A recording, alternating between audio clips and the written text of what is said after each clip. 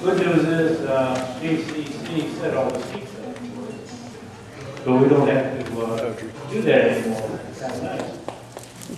Anyway, I want to welcome all the members, our guests, and our Zoom audience. We got a Zoom going tonight also. So we have January program, first one here in JCC. So that is pretty nice. Now we are going to still record the program tonight. So you can ask questions, but you voice maybe on the program now. Okay, my name is Jim Hammond. I'm the president of Squirrel Hill Historical Society. Working on this mic thing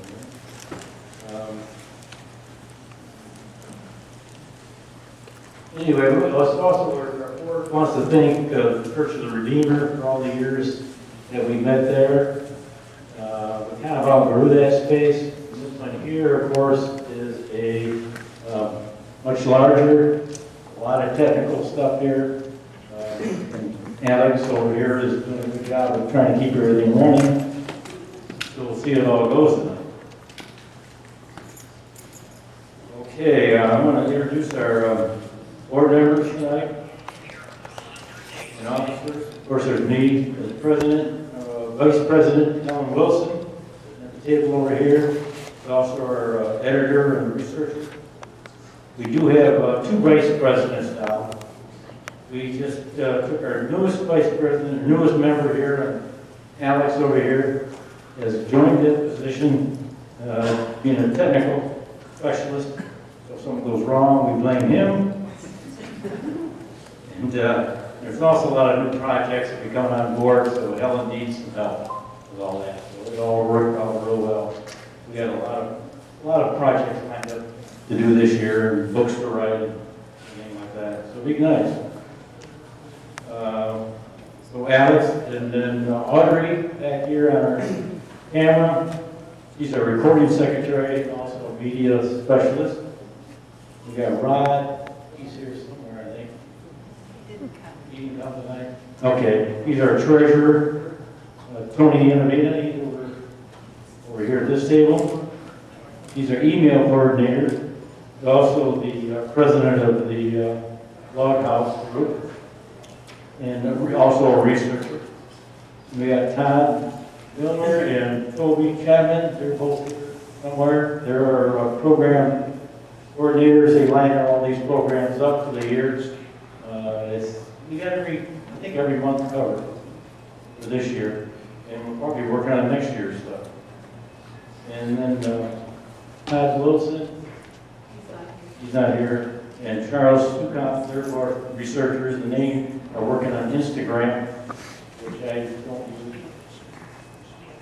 Yep, I'm getting there.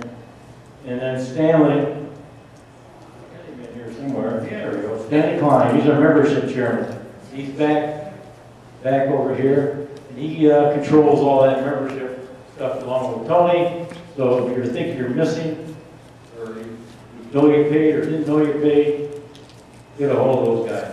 Great job. We are, and Evelyn Young also, she's our past treasurer and a very long term board member. She's out traveling, so we won't see her for a little bit. And you won't see me for a little bit, and I travel during the winter, snowbird kind of thing. Okay, and information tables over here. We're going to have calendars on sale for our first meeting here for only $20. And that they're really nice. We haven't seen them. They do have a sample over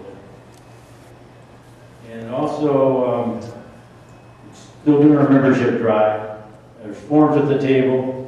We can take checks, Venmo, and nowhere else you can pay. Alex can handle it.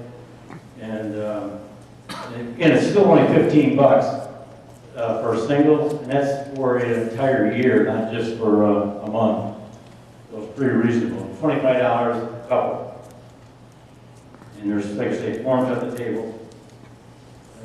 The other thing I want to mention, you guys might have known, parking is a little tough. We're be working on that. And I'm not sure which spots you can park in when it's yellow out here. I apparently some of you can use. And there's parking garage underneath here, and there's also the one over underneath the library. But we're going to be working on, checking all the different areas, maybe come up with some more spots to park. So that's pretty much all I've got. And okay, then we're going to introduce our speakers. Here we go. Here's Don. Thank you, Don.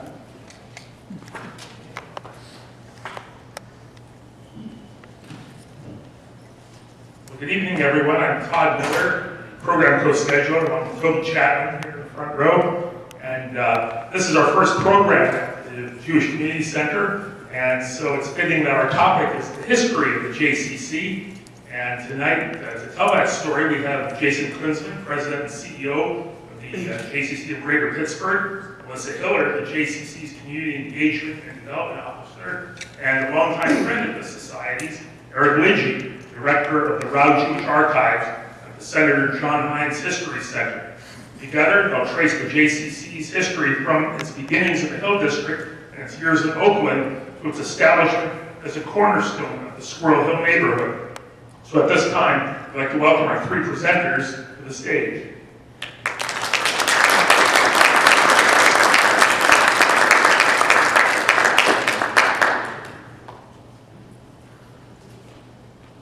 Good evening, everybody, and welcome to the JCC of Greater Pittsburgh. My name is Jason Kunzman. I am the President and CEO of the JCC. And Jim, you mentioned looking for some additional parking spaces. If anybody has a line on that, we are deeply interested. That is probably one of the biggest complaints for all 130 years of our history that we have received. Most of those complaints happening within probably the last 10 years or so. So if you work it out, I am very, very, very interested in learning more. We are truly honored to host the Squirrel Hill Historical Society here in what we are proud to call your new home. So thank you again. For more than 130 years, the JCC has been guided by a simple but enduring commitment, and that is to improve the quality of life for individuals and the community as a whole. That obligation has required us to live in the space between worlds, serving a Jewish constituency while remaining deeply engaged with the broader non-Jewish community as well. It has pushed us to ask meaningful questions about culture and belonging. Who is Jewish culture for? And how can arts and ideas serve as bridges rather than boundaries? And time again, it has required a willingness to step into the unknown, leading to innovation, experimentation, and at times, risk. Tonight's conversation will explore these themes not only through the lens of history, but also through the lens of curiosity. It feels especially fitting and a bit delightful, I must admit, that three non-Pittsburghers will be helping lead a discussion about one of Pittsburgh's premier legacy institutions. That perspective reinforces one of the JCC's long-standing roles as a place where insiders and outsiders, past and present, come together to learn from one another. We are grateful to the Squirrel Hill Historical Society for inviting us to join you this evening, and we look forward to a conversation. So get ready. It will be a conversation that not only reflects on where the JCC has been, from Squirrel Hill and beyond, but also illuminates how our history continues to shape the life of this community today. A special thanks to Eric Lidji, Director of Rauh Jewish History Program and Archives, and Melissa Hiller, the JCC's own Community Engagement and Development Officer, for your partnership in preparing for tonight's presentation. Absolutely none of this would have been possible without your input. Thank you so much. And without further ado, I'd like to invite Eric up to the podium to lead us through the first part of our conversation.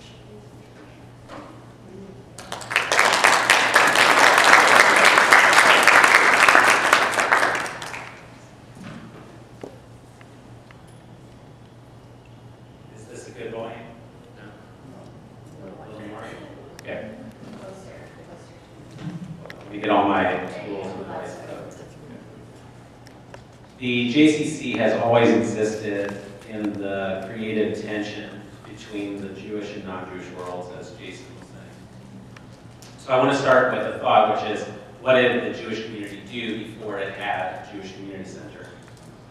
The earliest precedent for this institution dates back to 1899, when the National Council of Jewish Women created what was then called the Columbian Council School. The institution that we think of as the predecessor, which is the Iron Kaufman Settlement House, really doesn't start until 1919. So in 1909, so in 1909, what does the Jewish community look like? There's about 25,000 Jews living in Pittsburgh at that time, and they are predominantly centered in the Hill District. And so what do they do before they have a community center? Where did they go? A number of them went to the Kingsley House. This was an earlier settlement house that was located in the Hill District, and it was sponsored by the local Presbyterian Church. And it was a matter of very good fortune for the Jewish community that the Kingsley House had a very ecumenical spirit. The director was a man named Charles Cooper, and he proactively reassured the Jewish community that he would not be evangelizing to their children. He has a quote in the local Jewish Criterion where he said, quote, "I have many hundred Jewish boys and girls among my people, and the aim of the Kingsley House is to mold them into American citizens of the Jewish faith, our Catholic boys and girls into American citizens of the Catholic faith, and our Protestant children into American citizens of their different denominations," end quote. But even so, over time, the Jewish community felt the need to have its own institution. The Irene Kaufman Settlement House emerged from a national movement to address poverty in the decades before the federal government was providing assistance. It emerged from the local reform community, and it was geared towards Americanization. And this troubled corners of the Jewish community at the time, which created a competing agency 2 doors down from the Irene Kaufman Settlement House called the Zionist Institute. By the 1920s, the Irene Kaufman Settlement House had learned how to speak to the Jewish community in that neighborhood in a language it could understand. Even so, in these years, the demographics of the Hill District were beginning to change. Jewish families had been leaving the Hill District for many years, going back to the really beginnings of the 20th century. But with the change in immigration laws in the 1920s, the people who were leaving the Hill District were no longer being replaced by new people who were coming into the city. And at the same time, the Great Migration was bringing black families up from the south into the Hill District. And so when you look at the photographs from the Irene Kaufman Settlement House during these years in the 1920s and 1930s, you always see Jewish and black children together, as you can see in this photograph here. And the Irene Kaufman Settlement House, even though it, like the JCC today, was a center with activities within that center, it was also looking at the neighborhood that it existed within. And so it had a visiting nursing program, which would send nurses out into the community. And it had projects like the Better Neighborhood Contest, which is what you're looking at here, which encouraged people to clean up their own streets at a time when nobody else was doing that work. The Young Men's and Women's Hebrew Association originally was a completely separate institution. It was started in 1910 to provide a meeting place for younger members of the Jewish community. And it greatly expands in the 1920s with a new building on Belfield Avenue, which I'm sure many of you are familiar with. That building was much more centrally located to the Jewish community at that time, which was split between the Hill District, Oakland, East End, and Squirrel Hill. And so it started to attract a very wide audience, especially through its cultural programming, which is what Melissa's going to talk about in a bit. The boundaries between the Jewish constituencies and the neighborhood constituencies in Oakland were often very fluid. The Y Canteen, which was created during World War II, was meant to serve the large group of soldiers that were stationed throughout Oakland. And it was praised in its day as a very pioneering effort towards interfaith community and an important moment in history. So every soldier, every trained soldier that was training in Oakland at that time was given free membership to the Y Canteen, where they could hang out, socialize, but also get a meal. The gym and the health club at the Oakland Y served a similar function. The Y had the best physical facilities in Oakland. It was the best gym in Oakland. During the body boom after World War II, a local named Maurice Simon pushed the Y to invest in weightlifting equipment, and he encouraged a fellow Shenley High classmate named Bruno San Martino to come train at the gym, which is how he ends up getting into bodybuilding and weightlifting. These encounters between the Jewish community could also reveal some interesting tensions, and those tensions, when they were addressed directly, led to moments for even deeper connection. From its inception, the Irene Kaufman Settlement House had a tension between its mission as a community center and its role as a settlement house. A settlement house was defined geographically. Everybody in a certain area was expected to have access to the settlement house. A community center was defined demographically. It was intended for a certain community. In the Hill District, at a certain point in time in the early 20th century, demographics and geography were the same. It was a predominantly Jewish neighborhood, perhaps 80% Jewish. But over time, as the Jewish population started to move away, the geography and the demographics were no longer in alignment, and it created some tensions. While the settlement house never had an official segregation policy, it had some unspoken standards at the time. Black people had access to all of the services, but often weren't granted the full rights of membership. And that was especially pronounced in the auditorium. If you've ever been to Center Avenue in the Hill District today, you can still see the facade of the old auditorium with its big columns. That building was the greatest auditorium in the city. It was the greatest AV system of an amateur theater in the city. And the black community in the Hill District was not given access to it for its amateur theater groups. And this started to create some real tensions. And so in 1942, the Irene Kaufman Settlement House launched a self-study where it looked at its operations top to bottom, and it decided that its main goal at that point in time would be to improve relationships with the black community surrounding the Irene Kaufman Settlement House. And the result of that, the first initiative that was undertaken after that self-study, was a theater project. It was the first fully integrated theater project in Pittsburgh with an integrated cast, crew, and audiences. It was called the Curtain Years, and it ran for about 15 years. And the sole purpose of the Curtain Years was to encourage contact between the white Jewish, white non-Jewish, and black residents of the Hill District. And it really was a pretty remarkable experiment that ran for a significant period of time. By this time, in the early 1940s, the Jewish community was becoming settled here in Squirrel Hill. But at the time, Squirrel Hill had no community facilities. The gym at Alderdice didn't exist yet. The gym at Beth Shalom didn't exist yet. There was no indoor gym facilities in Squirrel Hill at that time. Some of the veterans of the Irene Kaufman Settlement House started to feel that there was a need to create something similar in Squirrel Hill to keep kids busy after school. And so they created the Squirrel Hill Boys Club on Forward Avenue. This was not a sectarian facility. It welcomed all boys in the neighborhood. As the Irene Kaufman Settlement House was reckoning with the changing demographics in the Hill District, it ultimately turns that building over to the black community and it becomes Hill House, and then begins to bring its human resources over to Squirrel Hill. And it partners with the Squirrel Hill Boys Club and starts to create a new Irene Kaufman Center here in Squirrel Hill. And that's really the beginnings of the JCC in Squirrel Hill. While the JCC was always a Jewish space, it always had a broader neighborhood mission in mind. mind as well. And this aspect grew in the 1960s when the federal government begins making money available for the first time to community groups. That money was available, but it could not be restricted to a particular religious group. It could, however, be restricted to a particular geographic area. And so the JCC and other organizations at that time started to use 15217 as a way to serve the Jewish community with an acknowledgement that the broader community would be served as well. Two examples of that. This is a project called Youth Outreach that was started in the late 1960s, early 1970s. And the idea was to fund 2 roving social workers who would walk around Squirrel Hill. And they would look for kids who were kind of hanging out, and they would engage them and try to bring them into the JCC in order to kind of push them in a more positive direction.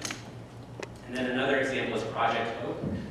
Project Hope is very similar to the Friendship Club today. The idea was to pair people who had physical or intellectual disabilities with people who did not, and to create a kind of mutual friendship. And if any of you remember Horizon Homes, which was the first group home in Western Pennsylvania, when that project was getting started, there was a lot of pushback in Highland Park against having this group home in the neighborhood. And Project Hope sent all of its teams out to go door to door throughout the East End to convince people to support this project.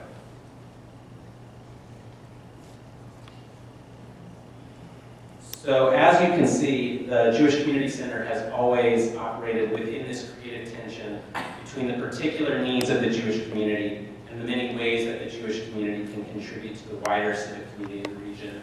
The 2 most recent examples of this are the Center for Loving Kindness and the 1027 Healing Partnership.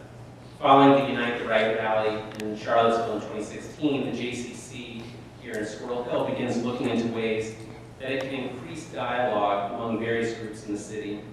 And the Center for Loving Kindness emerges out of that in 2017. And then the next year, the 1027 Healing Partnership, I guess it was really in 2019, emerges out of the 2018 synagogue shooting as a way to provide services to direct victims, and has since become a really important link to other communities, including the Center for Loving Kindness talk that's coming up in the near future.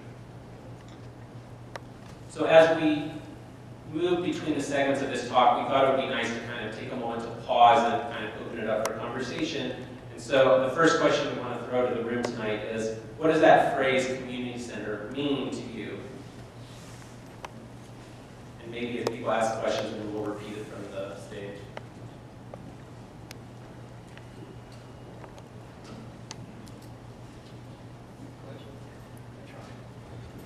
Do you see a community center as a geographic facility, or as a demographic facility, or as some combination of the 2? Don't be shy. Yes.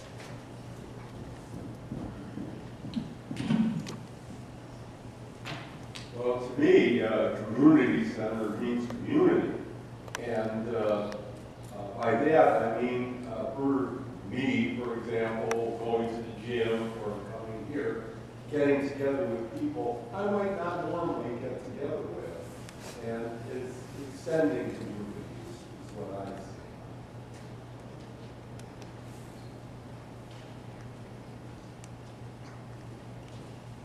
Does anyone else want to add anything?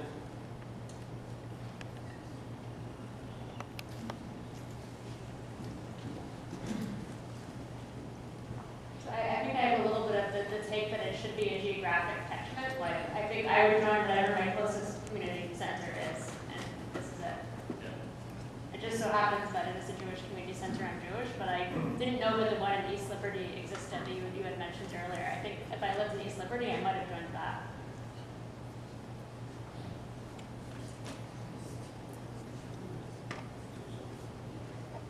Anyone else? Yeah. I'm just saying that you often hear the term a third place, not your workplace. You often hear the term a third place, where you're not going out to eat or it's not your workplace, but it's a place to just come to things that interest you and that are stimulating, like film, they show films and yoga, swimming. Yeah, a third place. Before the third place was the third place.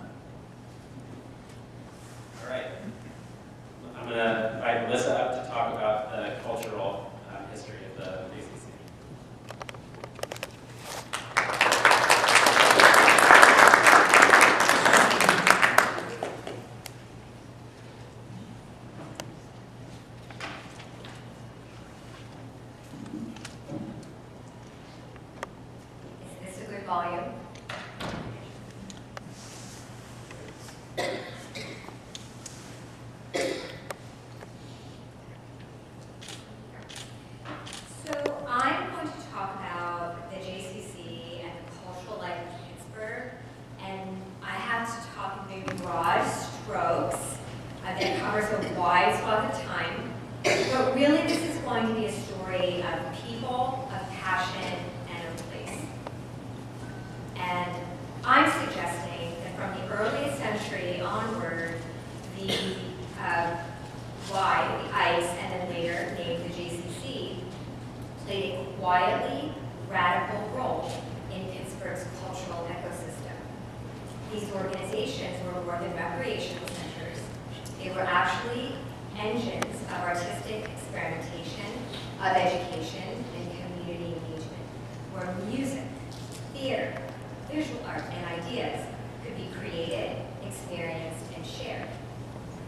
Pittsburgh's creative life was shaped by passionate individuals whose vision and dedication made decades of cultural programming possible.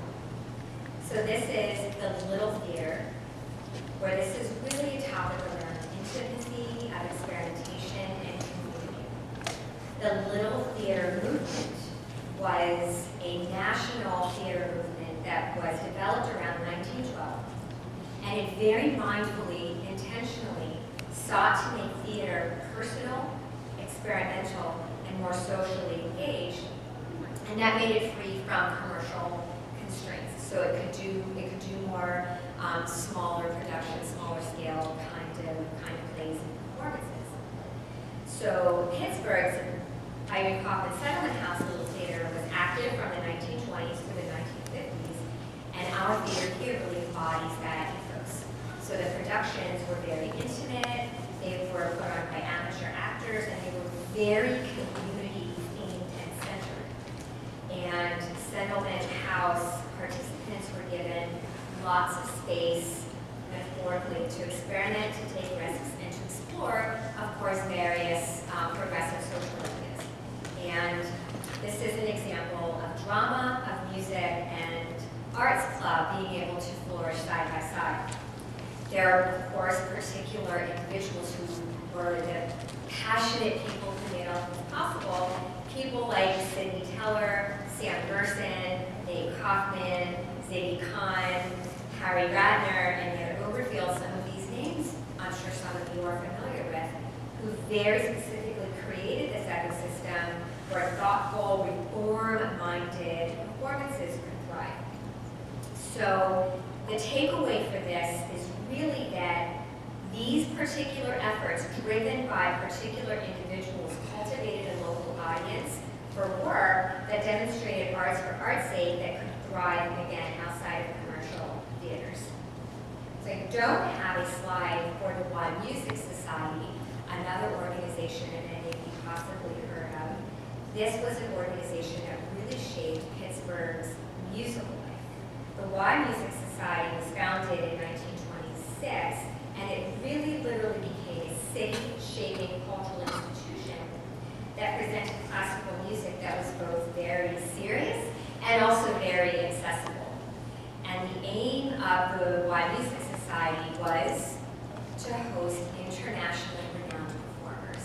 So people like Marilyn Horne, Isaac Stern, Rostropovich, for example, as international stars, and of course it also nourished local talent. And then, speaking of demographics and geography, as we were just speaking about, after the JCC moved to Squirrel Hill, there just wasn't the same kind of space for Rauh Music Society performances. So the Carnegie Music Hall actually took over those performances, and then that created a kind of ethos of something that was both prestigious and it also had much wider community access. And by 2004, the Rauh Music Society was absorbed by the Pittsburgh City Orchestra. But as I said in the other slide, that very specific individuals who had passion and really believed very strongly were making this kind of work possible. And it was specifically Herman Passanenik's leadership who had incredibly high standards that a Jewish community center, not a theatrical production home, but an actual community center, could create performances that set very high artistic standards and created a taste of performances for all of Pittsburgh. So let's move to another art form. Let's talk about the visual arts. We're in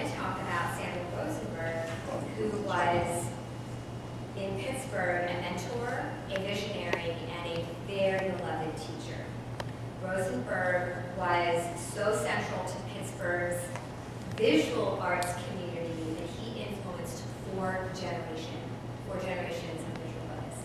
So he not only taught at Carnegie Tech for 40 years, he also taught at the Y for 39 years, and he actually retired in 1964.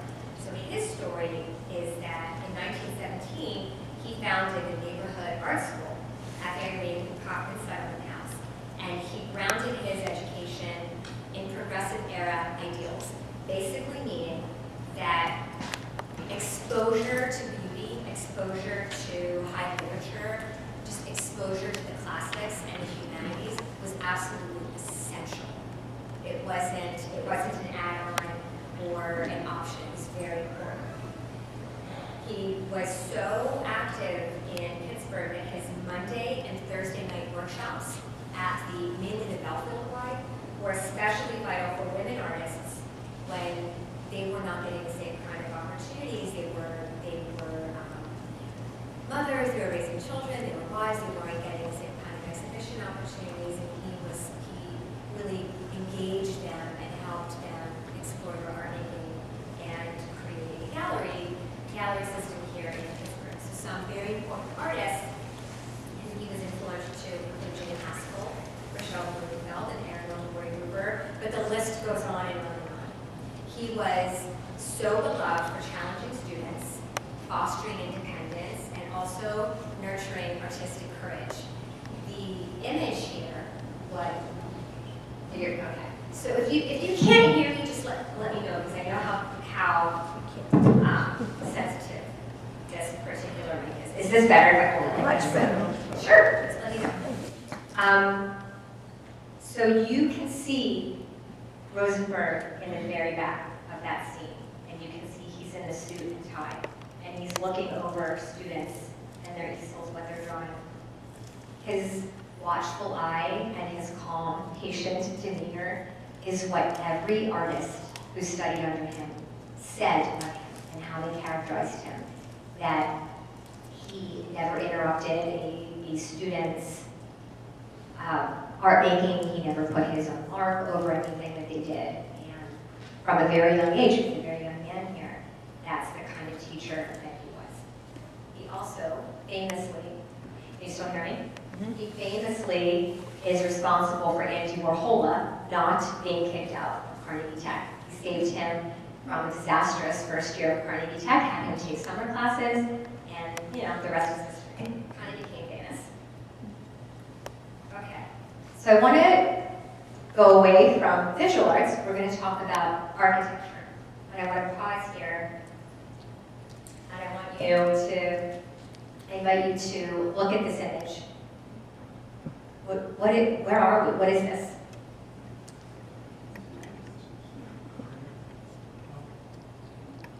Can you say that a little bit louder? Yeah, there's a lot of perplexed faces. This is the JCC. This is the old building. How would you know this is the JCC? You wouldn't, right? What is Jewish, and what is community, and what is a center in this architectural situation where there's really nothing, right? So what's so interesting is that when Martin Schachter was CEO and we were looking to redesign this building, there was, as Eric educated us about, there was a bit of controversy that people were concerned. You make a building look Jewish, people are going to know this is a Jewish community center. Do you really want that? And his answer apparently was, this building is going to speak of 5,000 years of heritage. So this is what replaced that building. We have a menorah on the external part of the building, with 2 menorahs, and we have a clock with Hebrew numbers. And the palette of this building is meant to evoke Israeli elements, right? The sand, the brick colors, the Mediterranean. So it's a real shift where we're seeing that Architecture represents values. We're going to jump way ahead, and I have to take us out of Pittsburgh for 1 second. Am I okay on time, Jason? Okay. We're going to talk about the 90s, because the 90s is a really special period of time when it comes to the visual arts. They marked a really serious turning point in Jewish art nationally, and then of course locally. Artists increasingly explored personal, cultural, and ethnic identity, making artwork that is both culturally relevant and institutionally visible. In general, museums and galleries sought underrepresented voices, creating space for Jewish and women artists to interrogate heritage, tradition, identity, and faith. Interestingly, textiles, craft, and domestic arts gained a lot of recognition as valid artistic forms during this time.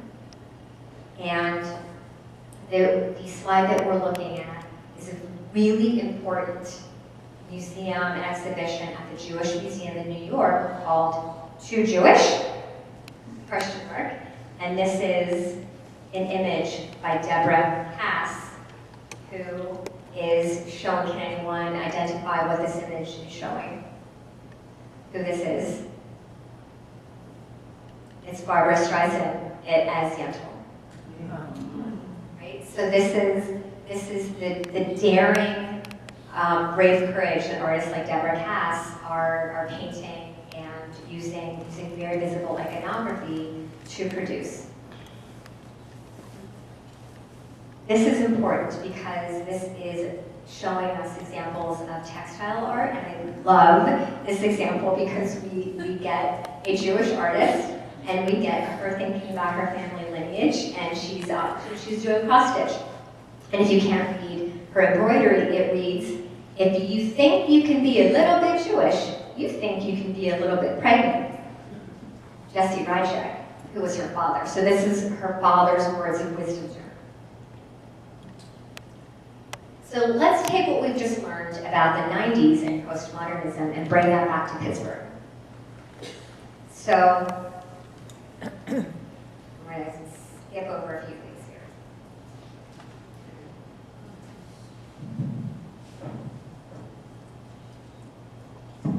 Thank you. I have 2 hands.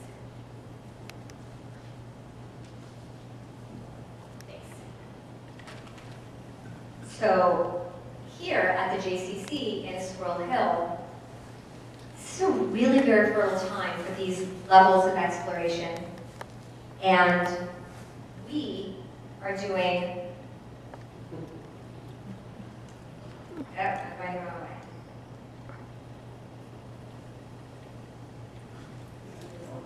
Okay. What did I do, Alex? What did I do? I broke it.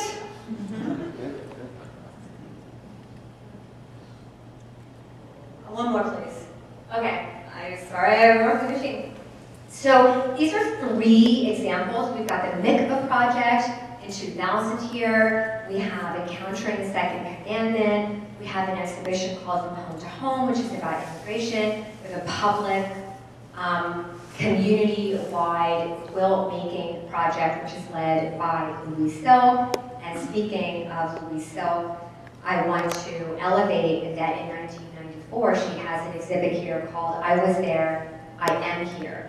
And that included a Kol Isha, which 36 women formed the word voice in this space right out here. And Louise Silk herself formed the dot over the I. She also had an exhibition that, a part of the exhibition called Entering the Garden, where she created an 8-foot spiritual tent that was for women only. We might not think about that now, but during that time, it was a really very radical idea. So I'm taking the 90s and early 2000s and the kind of work that was about pluralism, participation, and perspective, and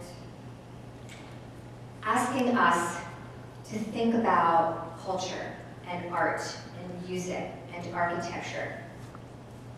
And my open-ended question to this group is, when future generations look back on this moment, what do you hope they say that the JCC chose to protect and make possible through its cultural life?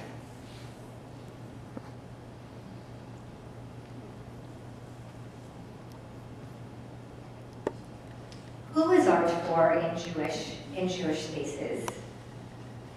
And what kind of culture is important to us as we prepare to think about what's next? What's next, and what will future generations hope that we will have thought about?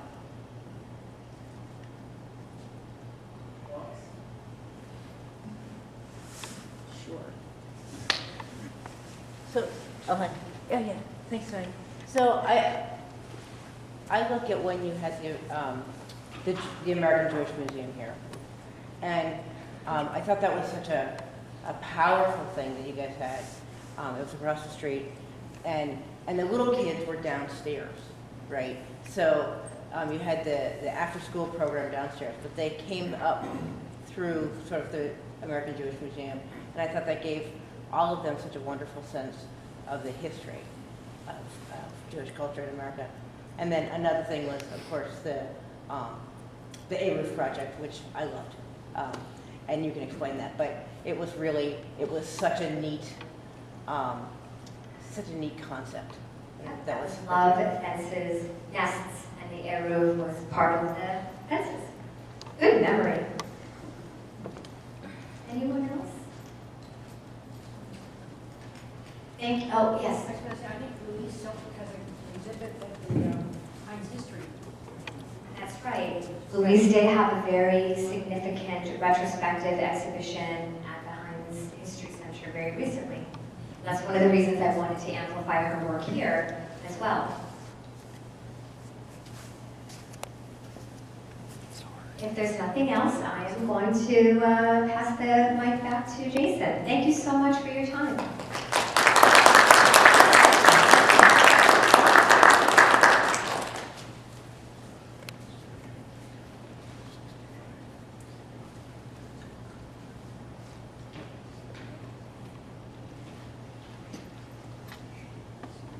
Okay, how many of you have learned something already this evening? Yeah, really important. And again, thank you to the Historical Society for the opportunity to share. I'm going to round the story out with a brief mention of a number of examples in which the JCC actively solicited opportunities for creativity and innovation. And I think that has already been sort of the thread, if you will, that has come through in the remarks from both Eric and Melissa. This is a pretty historic photo. It represents, quote, the merger. The Irene Kaufman Settlement and Centers, the Young Men's and Women's Hebrew Association, and the Emma Farm Association merged together in 1961 for the purpose of eliminating duplication of services and coordinating staff efficiently. Does that happen often enough in our nonprofit sector? Probably not. I see you shaking your head vehemently no. The entity that grew out of that merger officially became known as the Young Men and Women's Hebrew Association, Irene Kaufman Centers, affectionately known as the Heinz. That's right. As I said, the merger was an innovative and pragmatic response to a moment when Pittsburgh's Jewish community could no longer sustain two separate and distinct community center organizations. Rather than viewing this as a limitation, as a setback, community leaders saw an opportunity to reimagine how resources, missions, and spaces could be better aligned for what all nonprofits, I believe, seek, and that is greater impact. The settlement house's deep commitment to social service and neighborhood support was combined with the wise emphasis on recreation, education, and cultural life that Melissa so eloquently helped bring to life for us, and created a single institution that was both more efficient and more expansive in purpose. We could go on and on about some of the impact that the merger had both then as well as now. But one thing that I'd like to just sort of reiterate that Eric brought up is what happened to the original building in which the settlement house was located. Yes, it did transfer right to the Hill House, but now is home to ACH Clear Pathways, which is a nonprofit that serves after-school and summer arts programs for disadvantaged youth. So the merger itself was a very thoughtful process, and I think what comes through time and time again is how do we as a Jewish community then redeploy those assets for broader community purpose. This is kind of a tale of two cities, if you will. Two sort of examples in which the JCC has sought to expand year-round operations. That by unto itself is somewhat of an innovative approach, moving beyond just the four walls of any single location. The JCC experimented with meeting people where they lived, including efforts in Stanton Heights in the 50s and the 60s, and later in the South Hills suburbs. The East End expansion reflected a period when Jewish families were dispersing beyond traditional neighborhoods, and the JCC sought to remain accessible and relevant during that transition. The South Hills expansion, by contrast, which resulted in a year-round facility opening in 1999 after more than 20 years of partnering with South Hills-based organizations to house programs and services. That expansion actually responded to more of an established population shift and resulted in a longer-lasting presence that truly demonstrated how geography, demographics, and timing all matter in an institution's growth. I would throw out there that it's quite interesting to note that, and I'm putting this in air quotes, JCC math, there are no books, there are no courses of study in JCC math, but JCC math dictates that in order for a Jewish community center to be most successful, there should be a population, a local population of at least 10,000 Jews. And I assure you that at the time in which the South Hills location opened in January of 1999, that was not the case. And as is very clearly evidenced by our most recent Pittsburgh Jewish community study in 2017, that in fact remains not to be the case today. And still, I'm super excited to say that our South Hills branch is flourishing and has really grown immensely. This is one of my favorite moments of JCC history. The creation of the James and Rachel Levinson Day Camp and the Henry Kaufman Family Park where it resides in Monroeville. This was an especially bold and innovative chapter in our history, requiring the organization to defy known social and political, with a small p, political risks.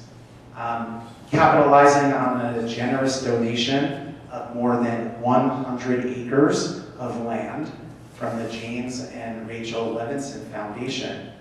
The JCC sought to create a full complement of recreational facilities and realize the dream of Samuel Levinson, who co-founded the foundation. Beyond the logistical challenges of acquiring the land and building a large-scale outdoor facility, the JCC faced zoning hurdles, community resistance in the form of local residents lying on the street as camp buses tried to make their way to J&R Day Camp, and as well as an undercurrent of anti-Semitism that made approval and acceptance far from guaranteed. But rather than retreat, as is very pronounced throughout our history, JCC leaders pursued a strategy grounded in persistence, relationship building, and civic engagement. Working closely with local officials, complying meticulously, dotting every I, crossing every T with regulations, and demonstrating, perhaps most importantly, that the camp and the family park facility as a whole would be an asset to the broader community. Again, harkening back, I think, to some of the comments that Eric made around mutual destiny. And then coming full circle to the new JCC in Squirrel Hill, relating to this building in its current form. The new Irene Kaufman building, which in 1987 was unto itself an innovative and risk-defying moment for our JCC. Undertaken at a time when many urban institutions were hesitant to invest so boldly in physical infrastructure. The project faced, yet again, significant obstacles, including the complexity of raising significant financial resources, navigating regulatory and neighborhood concerns. You know, I think it's really hard for us to imagine standing here today with, through the leadership of Maria Cohen and the Squirrel Urban Coalition, the sense of neighborhood that we have here in Squirrel Hill. That wasn't always the case, and I would suggest should not be taken for granted. It takes work every day. Is something that I think was represented, that building here has grown to be able to harness and support. But again, these challenges were overcome through a clear articulation of vision, building that broad community buy-in, and strong and lay and professional leadership that framed the building not simply as a structure, but as a statement of confidence in the neighborhood. And I think that sense of confidence remains true today. And most recently, there are those in the audience that I am quite confident knew that the JCC Maccabi Games would be part of a presentation that I give around risk and innovation. For those of you that don't know, where have you been? But so allow me to bring everybody up to speed. Back in August of this past year, our JCC and our Pittsburgh community hosted the inaugural JCC Maccabi Campus Games. And when I tell you that that was an innovation and a risk, I am not doing it justice. This was the first set of JCC Maccabi Games, which date back to 1984, in which a new home hospitality model, hospitality model was piloted. Traditionally, in all of the previous years and editions of the JCC Maccabi Games, we relied on home hospitality, and that includes the 3 previous times that Pittsburgh had hosted the Maccabi Games in 1987, 1993, and again in 1997. This past year's edition, we partnered with the University of Pittsburgh and our National JCC Association to try something very new. And that was to house the kids, the coaches, and the staff all on the campus of the University of Pittsburgh in their dorms. And why was this so important? Because through the years, and especially since the pandemic, it has become harder and harder and harder to recruit a sufficient number of home hospitality hosts to accommodate the demand of Jewish teen athletes. So as a pilot to try and build that capacity and to build the sustainability of the JCC Maccabi Games into the future, Pittsburgh went out on a limb and decided to host this type of games at this moment in time. And beyond this set of games being by far the most expensive, because it included paying for housing that had never been done before, paying for all of the meals, 4 meals. Teens eat a lot, so they eat 4 meals every day, and a host of other accommodations, including world-class facilities across 7 different venues scattered across our region. The biggest risk that our board took was on a CEO who had been in his position for less than 6 months. So all of those other risks were big and really important. And I still, to this day, have not gotten a really good answer as to why in the world did the board put their faith in myself and our team. But when I tell you that I am so deeply thankful and appreciative that they did, it was a moment in time in which not only the JCC Greater Pittsburgh, but more importantly, our entire region shined so brightly. It was truly a cross-sector collaboration that the region will, for years and years to come, be able to benefit from. So, in closing, my open-ended question is simply, what areas of innovation should the JCC move into next? And what makes the JCC the right organization to take that risk on? And just to further prompt some response, this is like market research for us. So if you've got an interest, a passion, something that you've been longing for the JCC to either go deeper into or to explore, now's the time. We're being recorded, like I'll be held accountable, all of that sort of thing. So really, the sky's the limit. I just want to acknowledge and thank the JCC for so many things, but in particular, the Center for Loving Kindness promotes programs connected to, I'm going to say, the High Holy Days, taking the theme and broadening it to issues that matter in the community. It's a fantastic outreach and a coming together at the same time. So to continue to sponsor and produce those, I think is splendid. And I applaud you all for doing it. Thank you.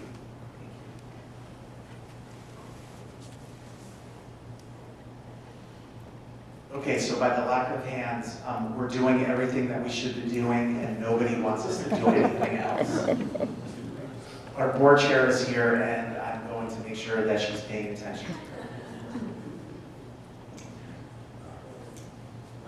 I just wanted to say, wow, that was really loud. I really love the fact that the JCC is very open to sharing our Jewish values and traditions with everyone and welcoming everyone to learn about different holidays and ways that we celebrate Judaism, but also being open to learning from other traditions as well. And I feel like that should continue as much as it's, and especially through the JCC Center for Loving Kindness, that the work there is very important and should continue to do outreach with other kind of organizations and faith-based leaders.